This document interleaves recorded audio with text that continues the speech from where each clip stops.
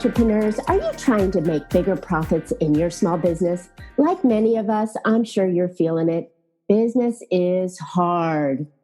Now more than ever, you need to have a plan in your business to not only survive, but thrive. I'm Marcia Reiner. I'm a business strategist on a mission. I've helped tons of small business owners to establish and implement a tangible plan that guarantees sustainable profitability, and it guides your growth. And I want to share my strategies that I've earned and learned with you on today's Profit with a Plan podcast. I'm super excited to have my guest with me today. Celeste Giordano is also on a mission to help business owners to develop the skills, knowledge, and attitude necessary to double plus their income and become effective and inspirational leaders in their fields. Whether it's taking your successful business to the next level or starting a new venture, she will develop the exact skills and strategies you need to enroll more quality prospects and build a rock-solid team and break through those obstacles to achieve real profits and lasting success. Celeste is a business growth specialist and a master sales strategist and a dynamic speaker with more than 42 years experience in direct sales and managing high-performing teams. Celeste is the co-founder of the Women of Community Impact, a nonprofit organization that reflects her passion for educating, empowering, and encouraging young women in her community and beyond to succeed personally and both professionally.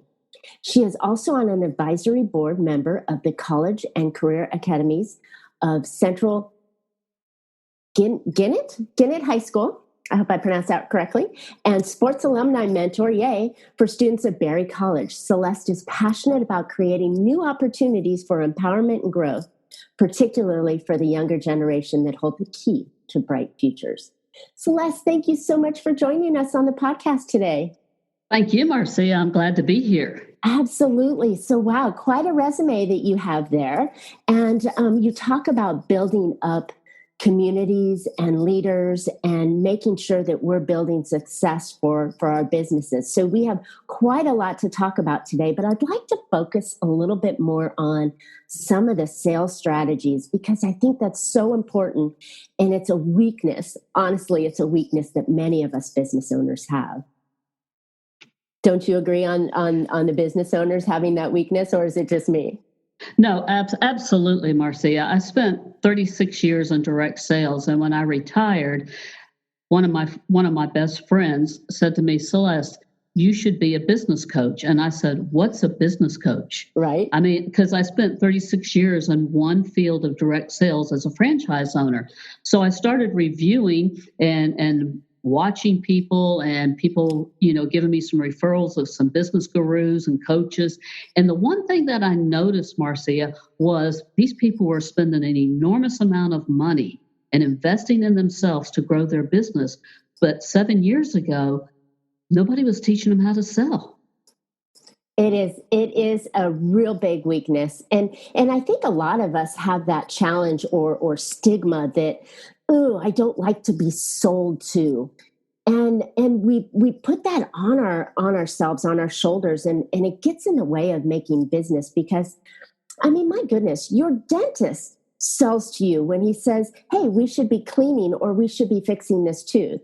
Your doctor sells to you when you're saying, "Take this prescription to feel better." Sales is part of every single business need that we have, but we use this. I think we put this used car salesman or ugly salesperson mentality on ourselves, and I think it's wrong. No, absolutely. And I think what I saw was a lot of women and men that maybe had a career in the first half of their life and they retired, whether it be an educator, a banker, or a financial planner, whatever it is, they retired. And then they started the second chapter of their life and their passion of whatever it may be. And one thing that they didn't have in the first half is they didn't have any business knowledge of how to grow a business, let alone how to sell that business. Right. So let's talk a little bit about that. What would you say are some of the foundational points that we should all know about business sales. Now, we're not talking about selling the business, but we're talking about sales inside the business, right? Absolutely. Sales inside the business is number one, is I think people need to understand how to build relationships. Perfect. And, and that is the biggest thing that I see is people that have never had a sales background or never been an entrepreneur. They come into a networking group and all they want to do is sell their product, talk about themselves, and they have no idea about building a relationship where you get genuinely interested in somebody else other than yourself or your product. It seems so natural, but it's such a common mistake that you see, that they're just like, oh, here, let me tell you all about myself rather than let me learn about you. Exactly. And in direct sales, I learned that over 42 years ago, I learned to be genuinely interested in somebody else. People don't care how much you know until they know how much you care.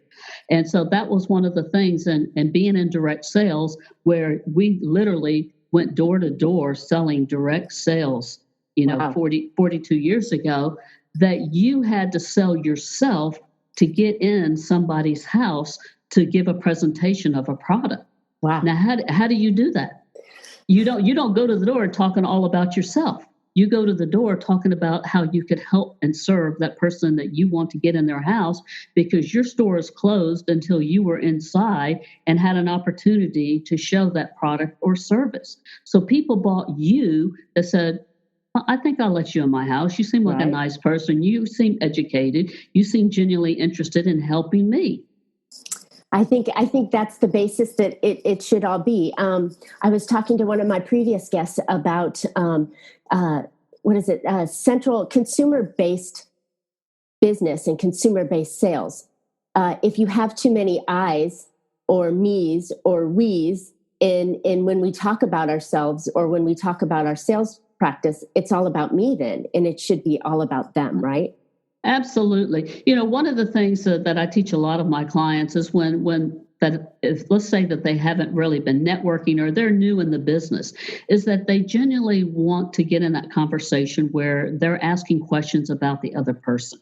Nice. And first of all, when you go to a networking event, you want to have clearly who you want to meet at that event. You should do some research of the people attending that networking group and who are the ideal customers that you would like to meet and get to know, so they know, like, and trust you. Having a plan? Having a plan, exactly. You just don't go to a networking event just to go and show up. You go to show up with doing your due diligence and your homework. And I don't want to meet everybody there. I want to meet 3 people that I can have a conversation with. Yay. I love this mentality. If you go in and you have a direct person, you've done your research, you know that Jane Smith is going to be there and Bob Jones is going to be there. You know that that's the direct thing. And you're targeted and you make those connections. I love it. Absolutely. And when they get there, you need to have a conversation where you're asking people about them and getting them to talk about themselves. And what generally happens is, if you've done your due diligence and your homework, that person will say, Marcia, I have talked about myself the whole time. Would you be so kind to tell me about you? Right. Is that better for somebody to ask you about yourself as opposed to you want to tell about yourself? Love it. That's great. It just really evens the playing field, and it makes them more interested in listening to you as well, rather than you just going and throwing up on them and telling them your entire life story and all the products, and here, buy my stuff today. Absolutely. Or here's my business card. Right. Same mentality. Love it. Okay. So what else? So we have networking. What else is a foundation that we can work off of? I have this thing called the 3 C's of a legacy mind shift. It's confidence, control, and consistency.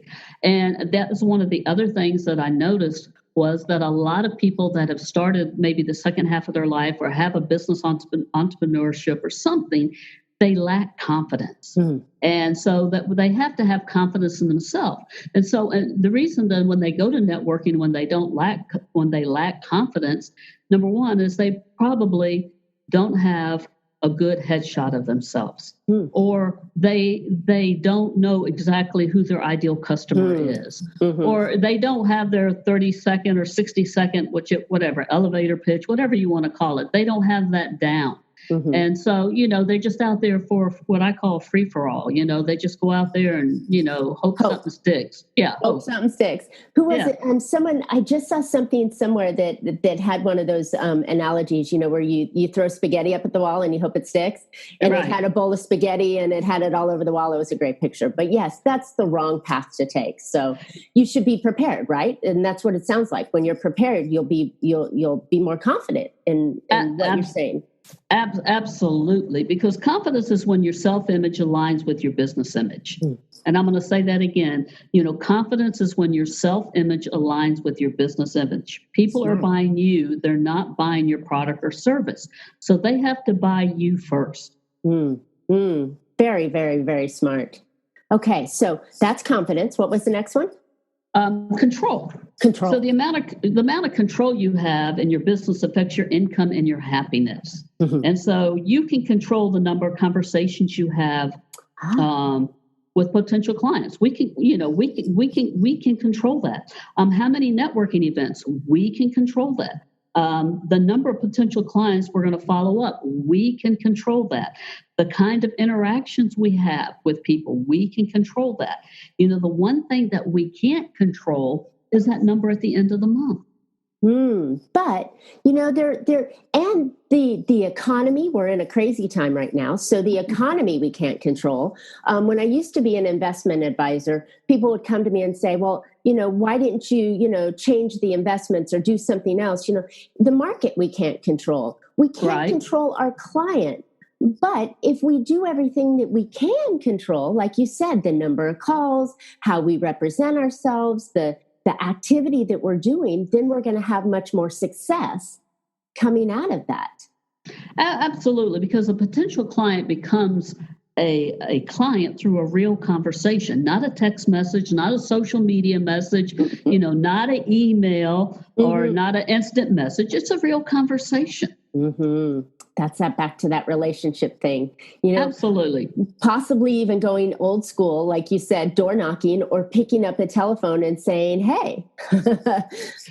Well, that door knocking was 42 years ago, but it was a great life. For 35 years, I was a franchise owner. And you know what? Even today, nobody thinks that they should have to go and pound the pavements, what we used to say back in the old days, but there is nothing wrong with taking a 5-10 mile radius of where you live and going and introducing yourself to other business to business entrepreneurs or brick and mortar businesses, introducing yourself, leaving a card, leaving a gift or something to have a conversation with these people. We have getting that personal connection with them. I love that. Absolutely.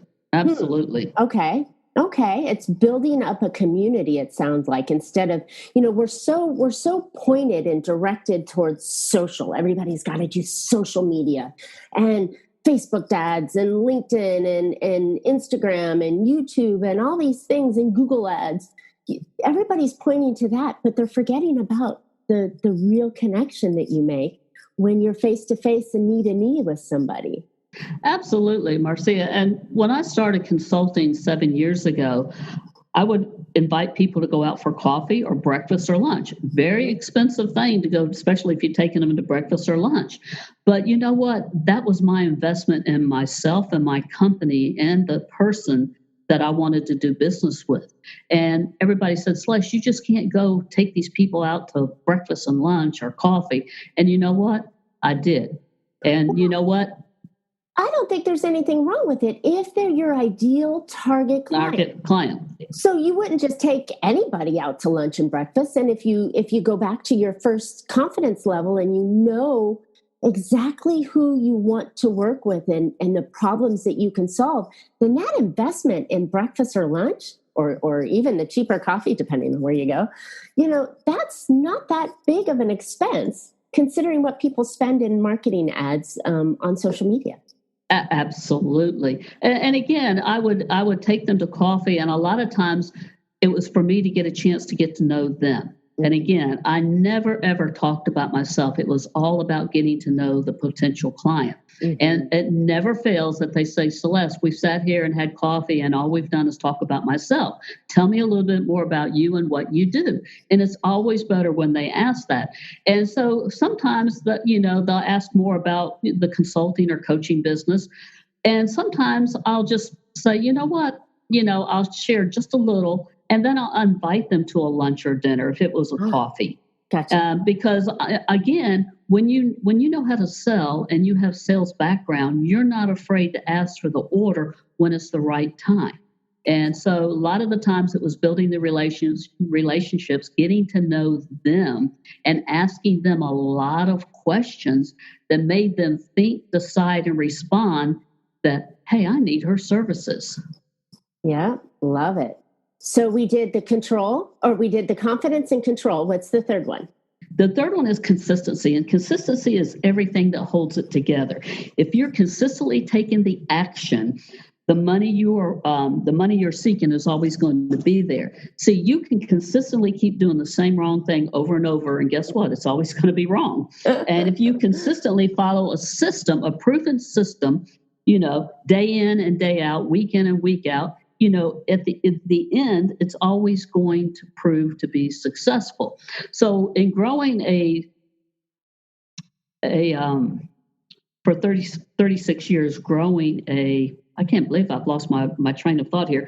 Growing a franchise business that was in direct sales on commission. That's what I was thinking of. That was directly on commission and training people. You had to be consistently following up with your numbers, a program, your people, and having meetings with them. And so we always tracked our numbers. In sales, you have to know your closing average. You have to know your leads coming in. You have to know all these numbers. And then you have to check in on them daily and weekly, because at the end of the month, what happens is, I'm sure you've seen this yourself in your industry, that people don't track their numbers.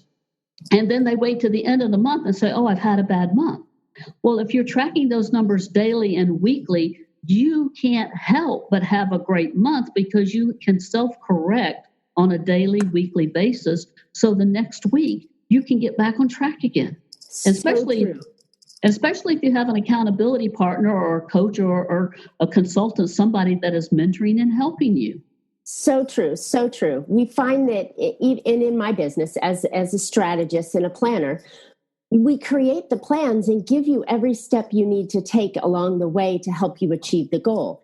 One set of those steps are your numbers, like you said.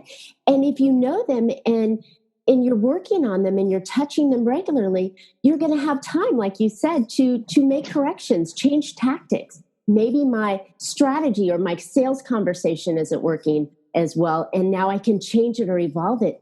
You can't just hope and wing it and think you're going to be successful. So that is so true. So talk to me a little bit more about the numbers. So how does that work?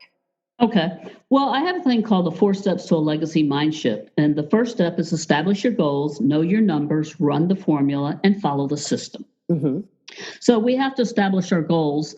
We have to have personal goals. We have to have business goals. And a goal isn't a goal unless you share it with somebody. It's not something you just tell yourself, or you write it on a little piece of paper and you stick it in your little drawer and you never look at it again. Right. You do have to establish your goals. And I do think we have to have personal and business goals, because business goals alone are not what's going to help you be successful. Usually it's your personal goals, and where you're doing something, why do people want to be a business entrepreneur? Maybe people want to be a business entrepreneur because it's going to give you more time with your family. You have flexibility with your time, or you can make an unlimited amount of income so you can send your kids to private school, or you want to take the dream vacations 3-4 times a year. What you need to have a passion for your goals, your personal goals and your business goals, because as well as I do, Marcia, being an entrepreneur isn't what it's all cracked up to be in the beginning. And, it is hard. And it's not like you flip the switch and, I've got this business and I'm very successful and I'm making lots of sales. That's a lot of blood, sweat, and tears. Yes, ma'am. And a lot of people that don't know anything about sales, they go broke really quick and fast. Mm-hmm. That is really important because it's the essential part of your business. But that life balance thing, I joke that as an entrepreneur, we're lucky enough, or we get the luxury enough to choose which 100 hours we want to work each week. Or half day, it's 7 to 7, right? Exactly. It just balances out. But the hard work in the beginning and the systems in the beginning will allow you to have in the future the benefits that all the entrepreneurs have. But the first few years is hard work, and we all know that. But by tracking that and having those realistic goals, personal as well as business, is beautiful. So what's the second part? The know your numbers. In order to create a legacy business, everybody has a magic number. We talked about this. Mm-hmm. And a lot of times, one of the first questions in my discovery call with my clients is, tell me, what are your numbers been for the last 6 months? Mm-hmm. And they're like, it's like a deer in headlight. I don't know. They can't tell me how many leads. They can't tell me how many networking events. They can't tell me how many complimentary sales calls. They can't even tell me just like that how many sales. It's usually very vague answers. So you have to look at the last 6 months of how many conversations you've had with your potential clients. And then how many of these potential clients became actual clients with you. Now you have two numbers, and these two numbers, you divide one and the other. And of course, it gives you your closing ratio. Mm-hmm. So a lot of times what I do with my clients is I give them a form, and it's a Monday through Sunday. And it starts, like you said, 7, mine's 8 to 8. And so, it's half day. So it's 8 to 8. And so what it is that I say, the first thing I want you to do is I want you to go on this weekly calendar, and I want you to put all of your spiritual events. Okay. Because I always believe that God comes first, and then your family, friends, and then your career. So put in whether your church, your Bible studies, whatever it is, put your spiritual events on the calendar first. And then from that, we're going to go to the family. Put in any events that you have with your spouse, your children, whether it be soccer, back before COVID-19, any of the daily routines that you had with your children. And then I encourage them to put into that time frame, always have a date night if you're married or with a spouse, or even if you're not married, but put a date night in there and put a family fun night in there, whether it be a game night, pizza night, whatever it is. So we have that balance in there. Love it. Planned family and personal time in your business calendar. Yeah, and that goes before everything else. Now let's see what's left over. Mm-hmm. And so that also helps them to make their adjustments. So now we're going to put in any networking, whether it be, in person, whether it be Zoom, any events that you're holding, any speaking engagements, and now we're going to go from there. And one of the things that I always encourage is in the morning is always do revenue generating things, whether it be follow-up, phone calls. Get it out first. Yeah, get it out first before you do your emails, you do anything. And, and that's one of the things with my coaching clients. My Mondays and Tuesdays are packed because it's the beginning of the week. Mm-hmm. And I want to make sure that we're having a conversation, we're setting our goals, we're setting our intentions for the week immediately for that week. And then I always follow up with them on Friday as how did their week go? Whether it be a text message, an email, a phone call, or a private group message, then we're checking in because I don't wait till the following week to say, okay, Marcia, how did things go last week? I love it. The accountability. You get out of the gate hard in the beginning and you have someone saying, how'd you do? So now you have to represent what you did. And, honesty is all important here. We don't want to fudge the numbers or make things up just to make our, fluff up our feathers. But this is important to have that accountability. And I agree. I think it should be a professional because that professional is going to help you shift the tactics along the way. But even if you're not working with a professional, such as someone like either of us, get a friend, and communicate that. I think it's super valuable.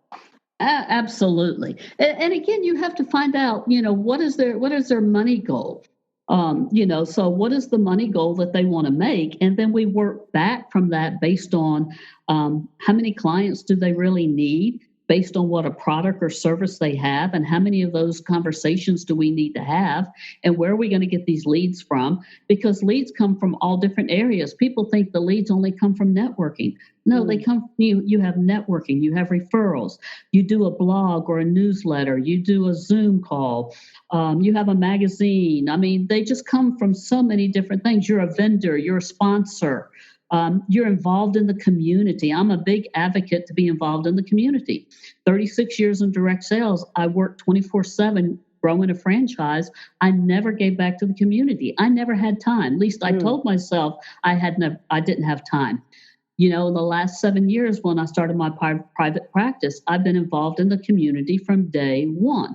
Right. Being involved in the community also is a responsibility, I think, that we all have morally to give back to our community. And the other thing is you make relationships with like-minded people. Mm-hmm. And those people like to do business with people who serve. Right. And when you serve first, you serve other people. And I think that is a beautiful thing to end on, because when we give, we get. And when we give without thinking we're going to get, you're going to get more. And when you're in that, like you said, and you're doing the community work, you find other leaders and business owners that are doing the community work. You guys have a shared common interest, and that can deepen the relationship. So this gives us the full circle of what we've been talking about when we started off with relationships and building it, and ending with doing community service. What a wonderful conversation this has been today, Celeste. How do people find out more about you? They can go to www.celestegiordano.com. I'm also on Facebook. I'm on LinkedIn, Instagram, and Twitter. Wow. Okay, good. I'll make sure that all that information is in the podcast notes so people can catch you and join on with you. You have a beautiful heart and a beautiful passion, and obviously years and years, way more years than I ever expected, of experience that you can share. And you are like me, you tend to give a lot. So I appreciate you being on here. Oh, thank you, Marcia. I appreciate you having me. And again, I would love the opportunity to have a conversation with anybody that would just love to know more about how they can grow their business. And when they go to CelesteGiordano.com, they can click on, I think there's a link to schedule a call. Perfect. So would love to do that. But, I know that my biggest thing is, Marcia, is that you and I shared a podcast and a summit with Beautiful Faces Going Faces. And I think you went one day and I went right after you the next day. And I watched your presentation that day, and my heart resonated with you immediately. Perfect. And I think I even acknowledged that day to you. I said, Marcia, I want to talk to you. I would love to have you on as a guest with my clients, as a guest expert, as well as on a radio show. So I just thank you so much for having me here today, because my heart loves your heart. Oh, thank you. We think alike, and we're givers, and we just have I think it's the right mentality. And like you said, we were doing community work with Beautiful Faces, and that's how we connected, and it turned into this. Yes. So we're living your guidance all the way through this podcast. So this is great. And what is that radio show that you're having? So do you mind sharing a little bit about that? Absolutely. The co-founder of Women of Community Impact, Sarah Poe, and I, we have a radio show called WCEG Talk Radio, and we do it on the first and third Tuesday of every month. The first Tuesday is for profit. The second Third Tuesday is for nonprofit. Oh, nice. So it's a great thing that we involve people in the community, people all over the world, that can help and give back to the listeners. It's about global wealth and building a business. So, matter of fact, like we're having you on our show this Tuesday, August the 4th, as from 5 to 6, and we're looking forward to you speaking to our listeners and educating them and informing them and empowering them about how they can grow their business. So again, and then the second hour, we're going to do it on insurance for anybody that needs to know about business insurance. Love it. And then like the third Tuesday of the month, like last month, we did sex trafficking because of our Women of Community Impact. We're very active with Street Grace, where we brought in the president and the executive director and share about sex trafficking all throughout the United States. Atlanta is one of the big prominent areas, and Street Grace also has an office in Los Angeles as well. Yes, it's a very big problem we have here in Southern California as well. So that's a wonderful community to be involved with and help with.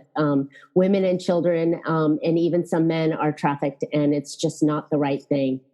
So it's great that you have that opportunity on the third Tuesdays to talk about community impact in nonprofit organizations. So wonderful.